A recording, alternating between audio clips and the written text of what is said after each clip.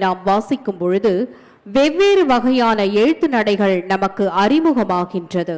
இது நம் சொல்ல அகராதி மற்றும் மொழித்திறனை மேம்படுத்த உதவுகிறது மற்றும் எண்ணங்களையும் யோசனைகளையும் வெளிப்படுத்தும் திறனை மேம்படுத்துகின்றது. புத்தகம் வாசிப்பு என்பது நம் மூளைக்கு உடற்பயிற்சி போன்றது. அது நம் நினைவாற்றலை அதிகப்படுத்துவதற்கும் நாம் அதிக கவனம் செலுத்துவதற்கும் உதவுகிறது. அது மட்டுமல்லாது நம் சிந்தனையை ஊக்குவிக்கிறது மற்றும் சிக்கலை தீர்க்கும் திறன்களை வளர்க்கவும் உதவுகின்றது. புத்தகம் வாசிப்பது நாம் தளர்ந்த நிலையில் இருக்க ஒரு சிறந்த வழியாகும். ஒரு நல்ல புத்தகத்தில் ஈடுபடுவது உங்களை வெவ்வேறு உலகங்களுக்கு அழைத்து செல்லும். இத்தகையதான புத்தக திருவிழாவில் திருவள்ளூர் மாவட்டத்தில் 7வது நாளாக இன்று சிறப்பாக நடைபெற்று கொண்டிருக்கின்றது. மாணவர்கள், பொதுமக்கள் என அனைவரும் கலந்து கொண்டு கருத்துக்களை கேட்டு வாழ்வினை மேம்படுத்தும்படி திருவள்ளூர் மாவட்ட நிர்வாகம் சார்பில் அன்புடன் கேட்டுக்கொள்கின்றோம். நம்மிடையே சிறப்பு அழைப்பாளராக வருகை தந்துள்ள எழுத்தாளர் பாமரன் அவர்கள் ஒரு எழுத்தாளர். இவர் பல நூல்களையும் எழுதியுள்ளார். எத்தனை புத்தகங்கள் வெளியிட்டுள்ளோம் என்பதனை காட்டிலும் எத்தனை செயல்பாடுகளுக்கு பிறகு ஒரு புத்தகம் வெளிவந்தது என்பதிலும் அதிக கவனம் கொண்டவர். மக்களோடு மக்களாக கரைந்து போவதே வாழ்க்கை என உணருபவர். இவர் எழுதிய புத்தகங்கள் கொடை புடிச்சு நைட்டில் பறக்க போறேன் ஹைட்டில், குறும்புக்காரன், டுபாக்கூர் பாக்கங்கள், சூடு சுரணை, சுயமரியாதை, பகிரங்க கடிதங்கள், நான் ஒரு தேசபக்தன் அல்ல, சொதப்பல் பக்கம் மற்றும் பல புத்தகங்களை இவர் எழுதியுள்ளார். ஆளும் வளரணும் அறிவும் வளரணும் என்ற தலைப்பில் பேச எழுத்தாளர் பாமரன் அவர்களை திருவள்ளூர் மாவட்ட நிர்வாகம் சார்பில் அன்புடன் அழைக்கின்றோம்.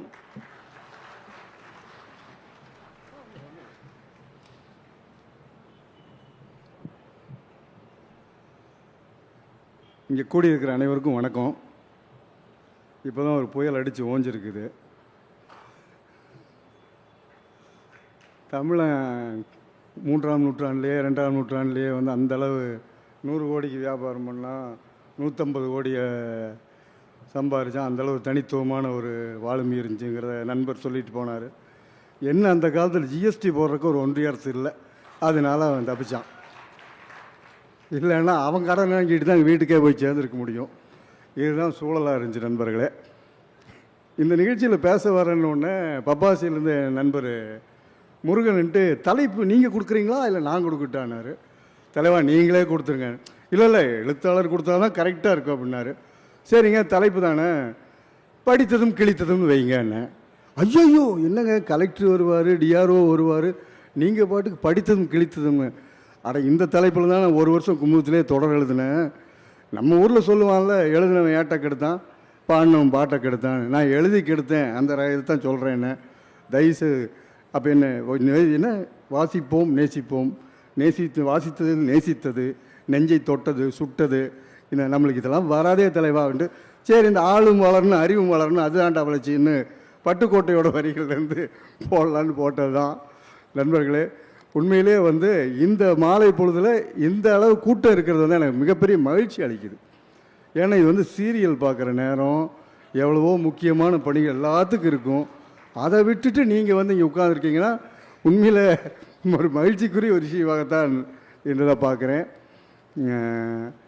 நான் என்னென்னா, இப்போ நான் படித்த புத்தகங்களில் எந்த அளவு படித்தேன், கிழித்தேன், எதில் குப்பை கொட்டணும், எதில் நான் கற்றுக்கிட்டேன் அப்படின்னு. இப்போ உலகத்தில் கற்றுக்கொள்ளக்கூடிய விஷயம் கோடிக்கணக்கில் இருக்குது. நம்ம அந்த படிக்கிறதுங்கிறது ஒரு கடலுங்க. அது இவ்வளோன்னு ஒரு ஓரத்தில் நம்ம ஏதோ சிப்பி பொறுக்கிட்டு சுற்றுறோம். இதுதான் நம்மளோட வாழ்க்கை முறையாக இருக்குது. எங்கள் மத்தியில் எனக்கு நான் படித்த புத்தகங்கள் எப்படி என்னை செழுமைப்படுத்துச்சு, எப்படி என்ன கொஞ்சமாவது மனிதத்தன்மையோடு நடச்சுங்கிறத உங்ககிட்ட நான் பேச விரும்புகிறேன். என்னென்னா, இங்கே யாருமே கதை கேட்காம வளர்ந்துருக்கவே மாட்டாங்க. எல்லாமே கதை கேட்டு வளர்ந்த கூட்டம் தான் நம்ம. எங்கள் பாட்டி, எங்கள் அம்மிச்சி எல்லாம் கதை சொல்லுவாங்க. நலமகராஜன் கதை, ஆரவல்லி சூரவல்லி கதை, நல்லதங்கா கதை, பழையனூர் நீலி கதை, அந்த மாதிரி எங்கள் அம்மிச்சி, எங்கள் அப்பாரு எல்லாரும் சொல்லுவாங்க. அன்னைக்கு பாட்டிகளுக்கும் தாத்தாக்களுக்கும் பேரர்களை கொஞ்சுவதற்கும் கதை சொல்வதற்கும் கதை இருந்துச்சு. ஆனால் இன்றைக்கி பாட்டியும் தாத்தாவுக்கும் என்ன பண்ணுறாங்கன்னா, டிவியில் சீரியல் பார்த்துட்ருக்காங்க. கதை சொன்னவங்க இப்போ கதை பார்த்துட்டு கேட்டுட்ருக்குறாங்க. அதுவும் சாதாரண சீரியலில் புருஷனை கத்தி முனையில் கடத்துறது, மாமியாருக்கு விஷம் வைக்கிறது, மருமகளை தண்டவாளத்தில் தலை வைக்கிறது, எந்த அளவுக்கு ஒரு நூதனமான முறையில் ஒரு குடும்பத்தையே ஒரு கிரைம் ரேஞ்சுக்கு கொண்டு போகணுமோ அதுதான் இன்றைக்கி வந்து இருந்துகிட்டு இருக்கு. இங்கே என்னென்னா இந்த படிக்கிறது அப்படிங்கிறது எப்போ நம்மளுக்கு வந்துச்சுங்கிறப்ப எனக்கு சில ஆச்சரியமான விஷயம்லாம் ஞாபகம் வந்துச்சு. எழுத்து எப்போ தோன்றுச்சுங்கிற நண்பர் பேசிகிட்டு இருந்தார். ஆனால் எழுத்து தோன்றினதுக்கப்புறம் அது ஓலைச்சுவடியில் கொண்டு வந்தோம். அதுக்கடுத்து பார்த்தா அச்சு காகிதங்கள் வந்துச்சு. எப்போ தரங்கம்பாடிக்கு 1700களின் மத்தியில் அச்சு எந்திரம் எங்கே வந்து சேருதோ தரங்கம்பாடிக்கு, அதன் பிற்பாடு தான் வந்து நம்மளுக்கு இந்த காகிதங்கிறது அச்சுங்கிறதே வருது. ஆக இந்த அச்சு வந்த உடனே நம்மளுக்கு என்ன ஆகுதுன்னா கிடைச்சதெல்லாம் அச்சுன்னு ஒரு ஆசை வரும். நான்லாம் சின்ன வயசில் அப்பாவோட ஆஃபீஸ் போனேன்னா அந்த ரப்பர் ஸ்டாம்ப் இருக்கும். அந்த ரப்பர் ஸ்டாம்ப் வச்சு அதில் வச்சு குத்தி குத்தி பார்ப்பேன். அப்போ நினச்சதெல்லாம் வந்து பண்ணுங்கிறதான். ஆக இந்த அச்சு எந்திரம் வந்தோன்னு என்னாச்சுன்னா நினச்சதையெல்லாம் அச்சடிக்கணும்னு நினச்சாங்க.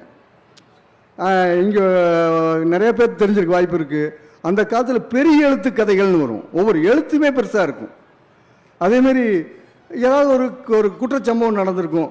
மரகதம்மாள் மைனரை கொலை செய்துவிட்டு பெங்களூர் ரயில் ஏறிய கதை அப்படின்னு ஒன்று போடுவான். அது ஒரு தினத்தந்தியிலேயோ ஒரு தினத்தாலேயோ வரக்கூடிய ஒரு செய்தியை இவங்க அது ஒரு 10 பக்கத்துக்கு அச்சடிச்சிருப்பாங்க. அதை வந்து என்ன சொல்லுவாங்கன்னா குஜிலி புத்தகங்கள்மா. அதை ரொம்ப கேவலமாக கொச்சையாக சொல்கிறதுக்கு குஜிலி புத்தகம் அதெல்லாம் அப்படிமா. அது இப்படி தான் வந்து எடுத்துச்சு. ஆனால் எழுத்து வந்துச்சே ஒழிய இந்த ஊரில் படித்தவன் வரணும். அது சொல்லுங்கள்.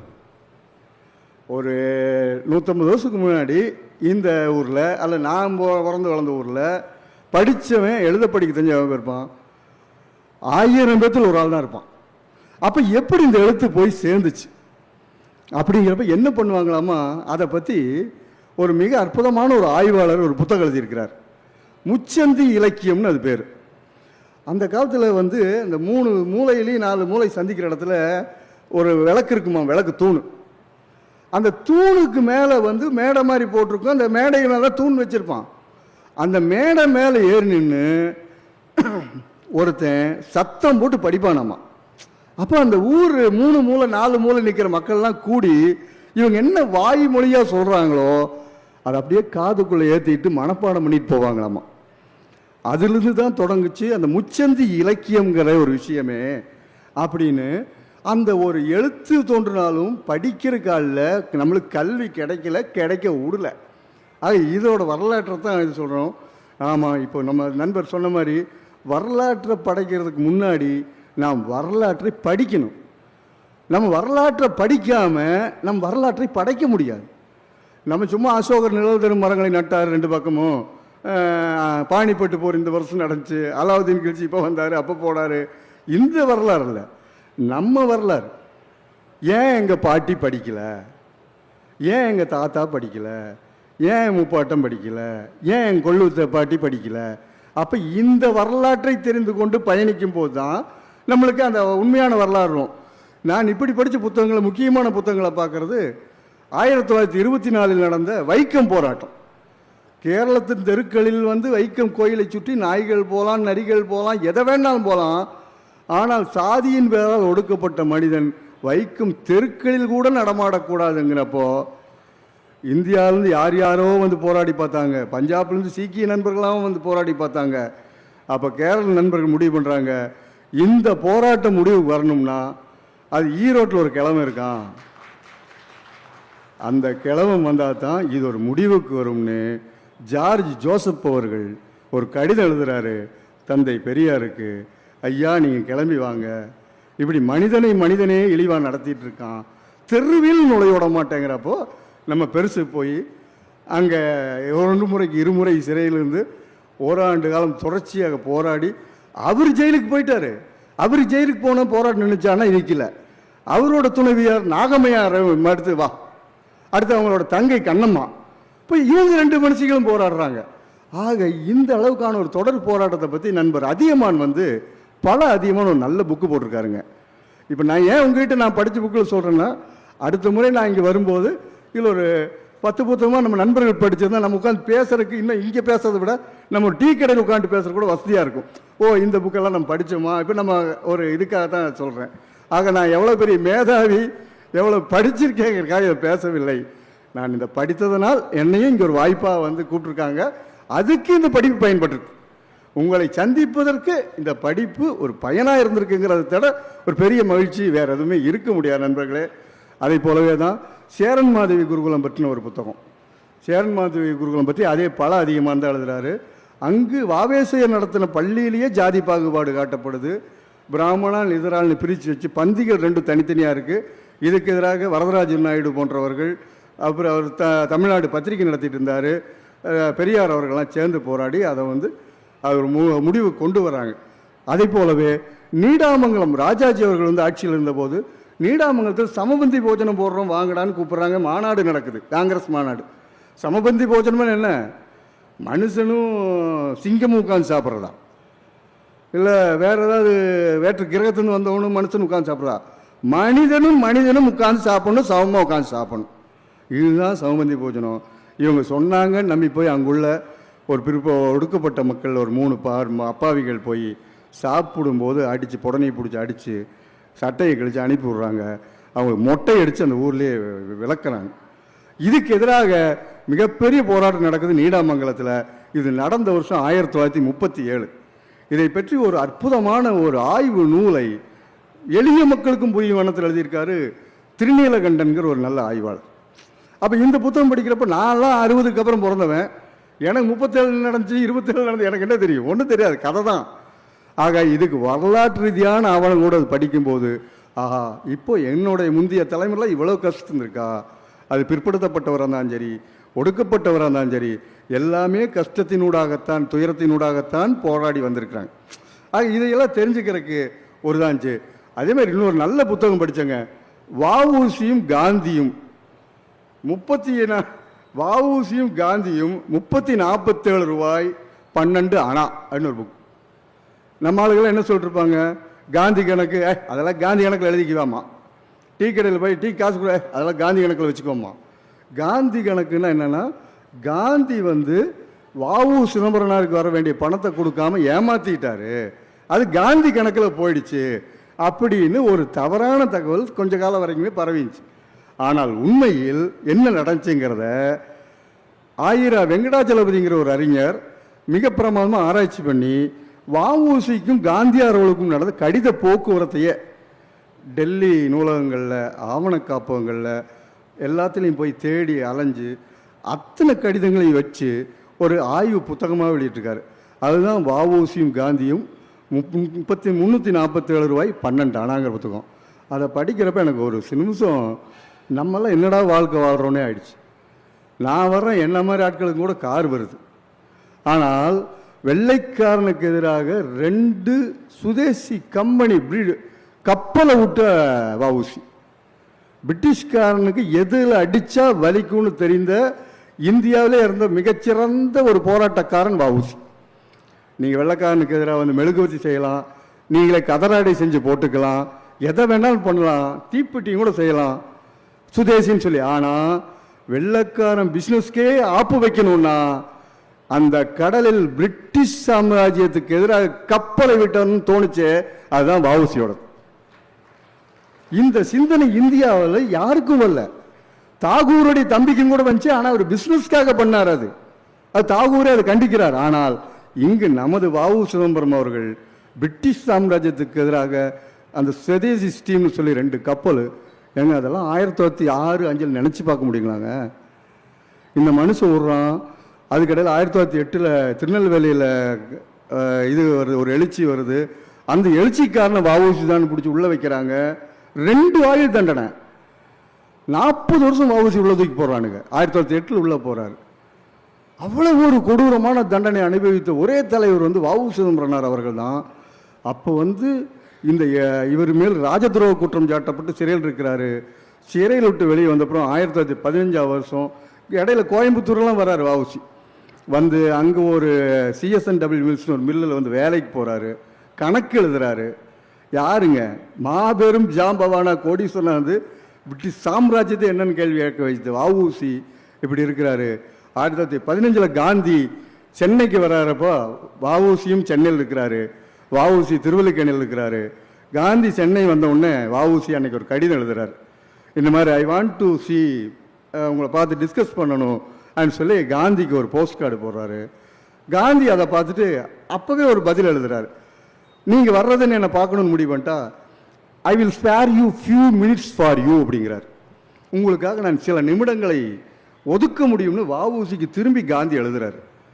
உடனே வஉசி இதை பார்த்துட்டு, ஐயா நீங்கள் இந்த சில நிமிடங்கள்லாம் ஒதுக்கி என்னால் அவ்வளோ பேச முடியாது, நிறையா இருக்கியா பேசுறதுக்கு, அதனால நான் உங்களை அடுத்த முறை வர பார்க்குறேன். உடனே காந்தி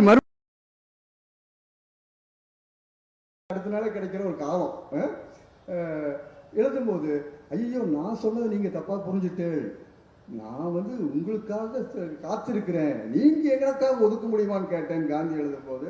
எழுதிட்டு காந்தி எழுதுற கீழே, அப்படி என்றால் நீங்கள் என்னை வெள்ளிக்கிழமை காலை 6 மணிக்கு சந்தியுங்கள் அப்படின்னு காந்தி கடிதம் போடுறாரு. காந்தி பிராட்வேல இருக்கிறாரு, வஉசி திருவல்லிக்கேணியில் இருக்கிறாரு. வஉசி மறுபடியும் லெட்டர் போடுறாரு, ஐயா இந்த மாதிரி நீங்கள் சொன்ன மாதிரி நான் உங்களை காலையில் 6 மணிக்கு பார்க்க முடியாது, இந்த முறை நான் உங்களை சந்திக்கும் ஒரு அருமை இழந்து விட்டேன் அப்படிங்கிறப்போ, என்னடா கொடுமை, ஏன்டா இந்த ஆளுக்கு என்ன அவ்வளவு இதா, திருவல்லிக்கேணியிலிருந்து பிராட்வே போகிறக்கு என்னையா அவர் இப்போ சென்னையில். அப்போது என்னன்னு கேட்குறப்ப தெரியுது, கீழே அடுத்த வரி எழுதுறாரு, இங்கு நான் வசிக்கும் திருவல்லிக்கேணியிலிருந்து ட்ராம் வண்டி, அப்போ ட்ராம் தான், பஸ் இல்லை, ட்ராம் வண்டி 6:30 மணிக்கே புறப்படுகிறது. நான் அங்கு சேர்ந்து சேருவதற்குள் 7 மணிக்கு மேலாகிவிடும். எனவே உங்களை சந்திக்க இயலாததுக்கு வருந்துகிறேன்னு யார் எழுதுறா? கப்பல் கம்பெனி நடத்தின வஉசி எழுதுறார். என்ன மாதிரி ஒன்றுமாகாத எழுத்தாளனை கூட்டு வர கூட கார் இருக்கு. ஆனால் அந்த மனிதன் திருவல்லிக்கேணியிலிருந்து பிராட்வே போகிறதுக்கு என்னிடம் வசதி இல்லையான்னு ஒரு நாட்டுக்காக போடுறதுக்கு காந்திக்கு எழுதுறாருன்னா, ஆக வஉசி இந்த எந்த அளவுக்கான அர்ப்பணிப்பை இந்த மனிதன் செய்திருப்பாருங்கிறத அதன் மூலமாக தெரிஞ்சுட்டு நண்பர்களே. அதே போலவே இங்கே நிறைய இப்போ மகிழ்ச்சியாக இருக்கு. அன்னைக்கு என்ன இவ்வளோ பெண்கள் கூட்டங்களுக்கு வரமாட்டாங்க. ஆனால் இன்னைக்கு பெண் சமூகம் எங்கேயும் இந்த அளவு கூட்டங்கள் வருதுங்கிறப்போ ஒரு ஏறக்குறைய நல்ல கூட்டம் வந்தப்போ அவ்வளோ ஒரு மகிழ்ச்சியாக இருக்கு. அதாவது யாருக்காக இருந்தாலும் திறமைகளை கதவை திறந்து விட்டால் நாம் தடை போடாமல் அவங்க ஒரு கை பார்ப்பாங்க. இருக்க ஒரே உதாரணம் பெண்கள் தான் என்னை பொறுத்தவரை. பொம்பளைகளுக்கு என்ன தெரியும்னா, அந்த காலத்தை என்ன பண்ணுவான், வயசுக்கு வந்தா ஜோசிகாரனை பார்த்து கல்யாணம் பண்ணி வச்சிருவான். மடப்பசங்க இந்த பொண்ணை படிக்க விட்டா எவ்வளோ நல்லா இருக்கும், எவ்வளவு அவள்கிட்ட அறிவு இருக்கும், ஒரு ஆற்றல் இருக்கும், அதை பயன்படுத்திக்கும் எண்ணம் கூட இருக்கலாம். ஏன்னா ஆண்களுக்கு அவன் மட்டும்தான் அறிவாளியாக இருக்கணும், இவன் மட்டும்தான் புத்திசாலியாக இருக்கணும். ஆக என்னென்னா இந்த நேரத்தில் நான் எம் முத்துலட்சுமி ரெட்டின்னு சொல்லப்படுகின்ற தமிழ்நாட்டுடைய முதல் பெண் டாக்டர் அந்த முத்துலட்சுமி ரெட்டியை நான் மறக்கவே முடியாது. 1907 எம்பிபிஎஸ் படித்த முத்துலட்சுமி ரெட்டி தான் முதல் பெண் டாக்டர். அவங்க படிக்கும்போது மெட்ராஸ் மெடிக்கல் காலேஜில் இருந்த ஒரே பெண், ஒரே கேர்ள் கேண்டிடேட் முத்துலட்சுமி ரெட்டி தான். அவங்க அதுக்கு முன்னாடி 1905 புதுக்கோட்டை மகாராஜா கல்லூரியில் சேர போகிறாங்க. அப்போ சொல்கிறாங்க, பிள்ளைகளெல்லாம் சேர்த்திக்க மாட்டோம்டா எங்கள் இதில், பிள்ளைக்கு வந்தால் பசங்க கெட்டு போயிடுவாங்க. ஆடா பாவிகளா, பொண்ணுக்கு படிக்க வந்தால் பசங்க கெட்டு போயிடுவான்னு நினச்சிருக்கான் பாருங்கள், எவ்வளோ பெரிய பயந்தவனாக இருந்திருக்கான். அப்போ அந்த பிரின்சிபால் சொல்கிறாரு, முத்துலட்சுமி மட்டும் ஒரு 3 மாதம் வரட்டும், இடையில பசங்க படிக்கிறதுக்கும் முத்துலட்சுமிக்கு நடுவில் ஒரு திரையை போட்டுருவோம், இந்த அம்மா எந்த பிரச்சனையும் இல்லாத ஆள்னு தெரிஞ்சா மேற்கொண்டு படிக்கட்டும்ங்கிறான். ஆக நாம் இப்போ வரலாறுனா பெண்களின் வரலாறு தெரியாமல் நம்ம பெண்களுக்கு படித்து என்ன பண்ணுறது, கோலம் போடுறதையும் இதையும் நினச்சி நம்ம என்ன பண்ண போகிறோம். முத்துலட்சுமியின் வரலாறையும் நாகம்மாள் வரலாறையும் நீலாவதி அம்மையார் போன்ற வரலாறு தெரிஞ்சுக்கிறதுனா நம்ம இது பயன்படுங்கிறது தான். ஆக இந்த முத்துலட்சுமி தான் தமிழ்நாட்டில் தேவதாசி முறை ஒழிக்கப்பட வேண்டும் என்ற கடுமையாக போராடின மனுஷி. சாதியின் பேரால் பொட்டு கட்டி கோயிலில் இருந்து விடப்படுவார்கள் அந்த சமூகத்தை சேர்ந்த பெண்கள். அதை கேட்டாலே அந்த மாதிரி ஒரு சமூகம் அனுபவிச்ச கொடுமை யாருமே பார்க்க முடியாது. அவங்கள திருமணமே பண்ண முடியாது, கோயிலுக்கு நேர்ந்து விடப்பட்டு விடுவாங்க. இதற்கு எதிராக 1900 துவக்கத்திலிருந்தே கடும் போராட்டங்கள் நடக்குது. இங்கே நீதி கட்சியை சேர்ந்தவங்க போராடுறாங்க, தந்தை பெரியார் ஒரு பக்கம் போராடுறாரு, ஆளுக்கு ஒரு பக்கம் போடுறாங்க, மூவாளூர் ராமநாதன் மம்மியார் போராடுறாங்க. ஒரு ஜாதியை மட்டும் ஏன்டா இப்படி பெண்களை படிக்க விடாமல் வாழ விடாமல் திருமணம் பண்ண விடாமல் இப்படி பண்ணுறீங்க, யாருமே கேட்கல. சட்டமன்றத்திலையும் கூட இந்த பெண்கள் இதை நிறுத்திவிட்டால் எங்கள் கலைகளும் இதுவும் கெட்டு போயிடும் சொல்கிறக்கான நாட்கள்லாம் இருந்தாங்க, நம்ம படிச்சிருக்கோம். ஆனால் 1947 தான் தேவதாசி ஒழிப்பு முறைங்கிற சட்டமே அமலுக்கு வருது. ஆனால் இதில் ஒரு வருத்தமான விஷயம் என்னவென்றால், இதே நமது மரியாதைக்குரிய முத்துலட்சுமி அவர்கள், அவங்க வந்து நடிகை ஜெமினி கணேசனுடைய அத்தையும் கூட முத்துலட்சுமி. முத்துலட்சுமி அவர்கள் தனக்காக இப்படி ஒரு சுயமரியாதை இயக்கம் போராடிச்சு, தனக்காக பெரியார்னு ஒரு கிழமை அங்கேருந்து குரல் கொடுத்தானே, எவ்வளோ பேர் இதுக்காக நின்னானே அப்படின்னு நினச்சும் கூட பார்க்கல. அவங்க சுயசரிதை எழுதும்போது அன்பிற்குரிய முத்துலட்சுமியினுடைய சுயசரிதியில் ஒரு இடத்தில் கூட தந்தை பெரியாரது பெயர் கிடையாது என்பதுதான் யதார்த்தம்.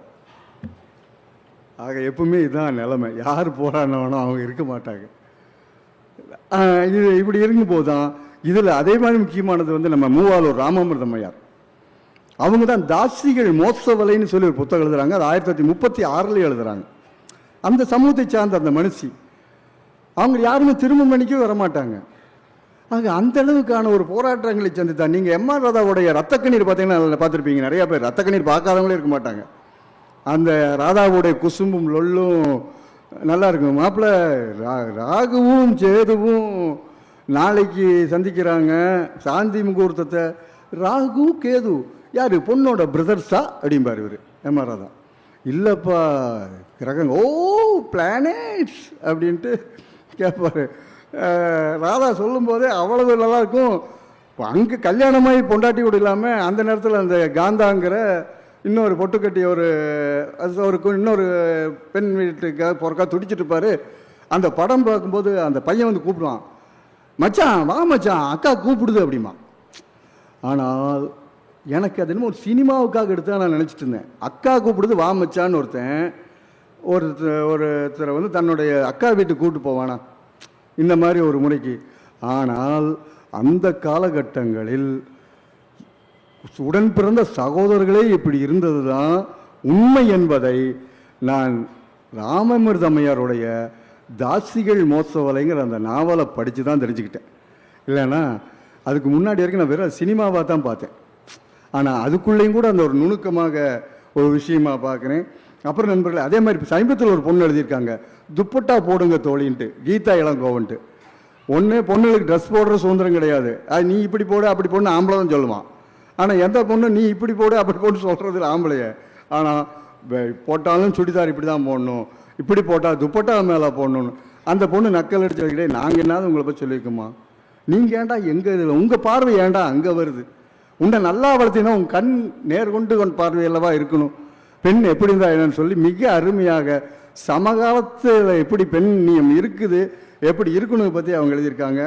அதே மாதிரி இதில் முக்கியமானது வந்து இசையை பற்றி நான் பேசாமல் இந்த நிகழ்ச்சியை, ஏன்னா எனக்கு நேரம் பற்றியெல்லாம் தெரியாத தலைவா, மணி எவ்வளோ வச்சுங்க, நான் ரொம்ப நேரம் பேசிட்டு போகிறேன்.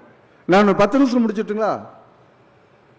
அவ்வளோதான் தலை, பாவங்க பசியோடு இருப்பாங்க, நீங்கள் வேற. இசையை பற்றி பேசுகிறவங்க மிக முக்கியமானது வந்து சமீபத்தில் ஒரு புத்தகம் படித்தேன், வீணை தனம்மாள்னு ஒரு அம்மாவுடைய புத்தகம். வீணைக்கு இன்னொரு பேர் இருக்குன்னா அது தனம்னு ஒருத்தர் எழுதியிருக்காரு, சோழநாடன் ஒருத்தர். அந்த வீணையில் எத்தனை விதமான வீணை இருக்குது, யாழ் வீணை இருக்குது, மகர யாழ் இருக்குது, எத்தனை விதமான வீணைகள் இருக்குங்க பற்றி இந்த வீணை தனம்மாள் எந்த அளவுக்கு தமிழ்நாட்டில் மிகச்சிறந்த இசை மேதையாக இருந்தாங்கங்கிறத பற்றி ஒரு புத்தகம் படித்தேன். அதே போலவே மிகப்பெரிய ஒரு கலகக்கார பாடகரான டிஎம் கிருஷ்ணா உங்களுக்கெல்லாம் தெரிஞ்சிருக்கும். இப்போ கூட நாரதகான சபாவில் போய் இதை கலக்கிட்டு வந்தார், தந்தை பெரியார் பற்றி பாட்டு பாடிட்டு. டிஎம் கிருஷ்ணா ஒரு நல்ல புத்தகம் எழுதியிருக்கிறாரு. அவர் வந்து மிருதங்கத்தை பற்றி ரொம்ப அற்புதமாக ஆராய்ச்சி பண்ணி மறைக்கப்பட்ட மிருதங்க சிற்பிகள்னு ஒரு புத்தகம் காலச்சுவடு பதிப்பம் போட்டிருக்காங்க. மறைக்கப்பட்ட மிருதங்க சிற்பிகள், செபஸ்டியன் குடும்பக்கலைன்னு ஒன்று. அந்த மனுஷன் இந்த அந்த மிருதங்கத்தோட அகலமான உள்ள வாய்ப்பகுதி மாட்டுத்தோலாலும் தான் செய்யப்படுது. அப்போ நம்ம ஆச்சாரம் பார்த்துக்கிட்டு செய்வோம், நாங்கள் வெஜிடேரியன் இதெல்லாம் தொட மாட்டோம்னு சொல்ல முடியுமா? ஆனால் மிருதங்கம் வந்து இசை மிக சரியாக நாதத்தை கொடுக்க வேண்டும் என்றால் இப்படித்தான் செய்ய முடியும்னு, இப்படி மிருதங்கத்தை உருவாக்குகின்ற கலைஞர்களுக்கு எவ்வளவு சிந்தனை இருந்திருக்கிறது, இசை பற்றி எவ்வளவு ஞானம் இருந்திருக்கிறது, அதுக்கு மத்தியிலையும் அதுக்கு இடையில சாதி எப்படி குறுக்கிட்டுது அப்படின்னு பற்றி டிஎம் கிருஷ்ணா நல்லா எழுதியிருக்கிறாரு. அதே போலவே சொல்லில் அடங்காத இசைன்னு சொல்லிட்டு ஷாஜின்னு ஒரு தம்பி அற்புதமாக எழுதக்கூடியவர். அவர் வந்து உயிர்மை பதிப்பகத்தில் ஒன்று போட்டிருந்தாங்க, சொல்லில் அடங்காத இசை. நான் வந்து இந்த ஏஎம் ராஜா ஜிக்கியெல்லாம் இருக்கார்லங்க, பாட்டு பாடவா அந்த பாட்டு பேசவா அந்த பாட்டெலாம், ஏஎம் ராஜா வந்து வெறும் பாட்டு மட்டும் பாடுறவர்னு நினச்சிட்டு இருந்தேன் அந்த புக்கை படிக்கிற வரைக்கும். நம்ம இன்னமும் எல்லா விஷயம் தெரிஞ்சுட்டு பாமரன்னு வச்சுருக்கோங்கிறதால இல்லை, உண்மையிலே நம்ம பாதி முட்டாளாக இருக்கணும் தான் நான் அப்படி வச்சுருக்கிறேன். ஏஎம் ராஜா ஒரு மாபெரும் இசையமைப்பாளர் என்கிற விஷயமே ஷாஜியினுடைய புத்தகம் படித்து தான் தெரிஞ்சது. இல்லைன்னா அவர் வெறும் பாடகர் மட்டும்தான் நினச்சிட்டு இருந்தேன். அவர் ரொம்ப அந்த புத்தகத்தில் வந்து சொல்லில் அடங்கா செயல் எழுதுறாரு. அவர் இறக்கும் போதும் கூட ஒரு துயரமான சம்பவத்தில் இருக்கிறாரு. ட்ரெயினில் வந்துட்டு இருக்காங்க, இவருடைய மனைவி தான் ஜிக்கி, ஏஎம் ராஜா ஜிக்கி, 2 பேருமே பாடுவாங்க இல்லையா. அவங்க ட்ரெயினில் சைடில் உட்காந்துருக்காங்க. ஏஎம் ராஜா வந்து ஒரு மார்த்தாண்டத்தில் இங்கே ஒரு ஸ்டேஷனில் இறங்கி இன்னொரு ஆள் காணமேன்னு தேடுறாரு. அந்த ஆள் வந்து உள்ளே ஏறணுன்னு இவர் பின்னாடி ஏஎம் ராஜா அவசர அவசரமாக அந்த ட்ரெயினில் ஏறுறாரு. ஏறும்போது கால் தவறி ட்ரெயினில் சிக்கி இறந்து போகிறாரு. தன் கணவன் வந்து அந்த சக்கரங்கள் சிக்கி சிதை விடுவதை அந்த ஓரத்திலிருந்து பதறியபடி பார்த்து கொண்டிருக்கிறார் ஜிக்கி. இதுதான் ஏஎம் ராஜாவினுடைய துயர வாழ்வாக இருந்தது. ஆக எத்தனையோ விஷயங்கள் நம்ம பேசுகிறதுக்கும் பகிர்ந்துக்கு நிறையா இருக்குது. குறிப்பாக ஒரு விஷயத்தை மட்டும் பேசி உங்கள்கிட்ட இருந்து விடைபெறலான்னு நினைக்கிறேன். இங்கே பார்த்தீங்கன்னா என்ன இந்த இடத்துல குறைபாடுன்னு பார்த்தா, குழந்தைகள் ரொம்ப குறைவாக இருக்காங்க. நம்ம பெரியவங்க கதை கேட்டு பெரியவங்க சொல்லியெல்லாம் ஒன்றும் இல்லை. ஆனால் இங்கே குழந்தைகள் அவசியம் கற்றாக வேண்டி இருக்கிறது. ஆனால் குழந்தை கற்றுக்கிறதுக்கு பெற்றோர்கள் கொஞ்சம் புத்திசாலிகளாக இருக்க வேண்டியிருக்கு. எந்த அப்பனம்மாவுக்கும் 2 கதை கூட தெரியாது. நீங்கள் குழந்தைய வளர்த்தணும்னா அது கதை சொல்லி வளர்த்தணும். சோறு ஊட்டுற போய் மொபைலை கொடுத்து காமிச்சு இதை பார்த்துட்டு ஊட்டிட்டு இருந்தால் எங்கே உருப்பிடும்? அப்போது அம்மாவுக்கு ஒரு 10 கதை தெரிஞ்சிருக்கணும், அப்பாவுக்கு ஒரு 10 கதை தெரிஞ்சிருக்கணும். நீங்கள் அவங்களுடைய குழந்தையாவே ஆகி அவங்களோட பேசினா தான் அந்த குழந்தைகள் இருக்கும். ஆக தப்பு நம்மகிட்ட வச்சுட்டு இந்த சனியை இது இருந்தால் தாங்க சாப்பிடுதுன்னு சொல்கிறதெல்லாம் அயோக்கியத்தனம். உண்மையிலே பெற்றோர்கள் தான் குழந்தைகளுக்கான கதைகளை படிக்கணும். அவங்க தெரிஞ்சுக்கிட்டாதான் குழந்தைகிட்ட பேசுறதுக்காக ஒரு விஷயம் இருக்கும். இங்கே வீட்டில் குழந்தைகிட்ட அவங்களுக்கு பேசுறதுக்கே எந்த விஷயம் இல்லை. எப்போ பாரு மொபைலை போட்டுவிட்டு உட்காந்துக்கிறதாக தான் இருக்கிறது.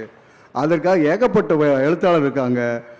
பெருங்கணான் எழுதின வெளியன், ஒற்றைச்சிறகு ஓவியா எழுதின நம்ம விஷ்ணுபுரம் சரவணன், கயருன்னு சொல்லிட்டு எப்படி இந்த குழந்தைக்கு ஸ்கூலுக்கு போய் ஜாதியை கற்றுக் கொடுக்குறான்னு சொல்லி அந்த எழுதின விஷ்ணுபுரம் சரவணன், இங்கே வந்திருக்க என் அருமை நன்மை இனியன் கூட எப்படி கணவனும் மனைவி பிரிஞ்சு போயிட்டா அதுக்கு ஒற்றை பெற்றோரால் வளர்க்கப்படுகின்ற குழந்தைகள் எந்தளவு துயரத்துக்குள்ளாதுங்க பற்றி நல்ல அறிஞர்களோட கருத்துக்களை தொகுத்து வழங்கியிருக்கான் என் தம்பி இனிய.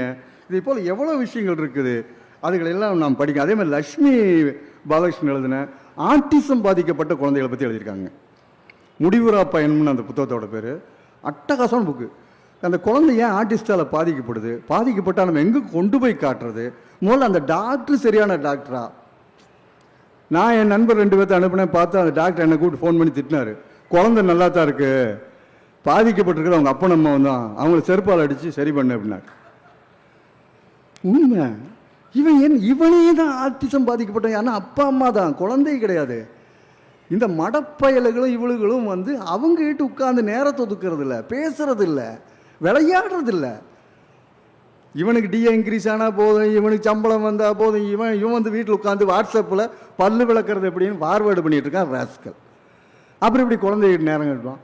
இதுதான் வந்து ஆர்டிச குழந்தைகள் உருவாக்குவதும் இவர்கள் கையில் தான் இருக்கு. நண்பர்களே, கடைசியாக முடிப்பதற்கு முன்னாக ஒன்றே என்னை மிரட்டிய ஒரு 3 ஏன்னா இது ஒரு கடலுங்க. நான் சொன்னேன் இந்த புத்தகம் நான் உங்ககிட்ட வந்து பாதியை வெட்டிட்டேன். இந்த கடலில் நான் ஒரு சில துளிகளை மட்டும்தான் உங்களோட பேச முடியும். கரெக்டாக கடைசியாக வந்து என்னை மிரட்டிய ரொம்ப பாதித்த நூல்களில் ஒரு 2 விஷயம்.